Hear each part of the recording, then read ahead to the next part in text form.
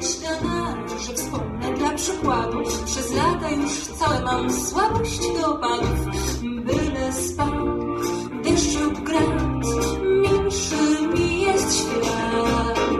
Gdy dach mi przeciekł, podstawę ja naczynka i już mnie urzekł kropelek sonatinka. Plim plum plum, plam plum plim, ach jak miło z nim, gdy w skromnej mej izdebce pada sobie deszcz.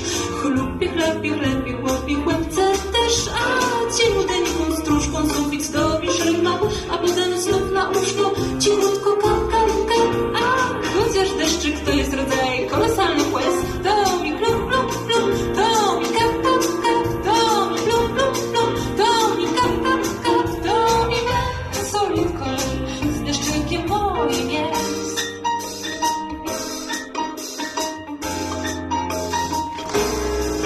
I zamiast naiwnie na deszczu utyskiwać, ja myślę przeciwnie o jego pozytywach.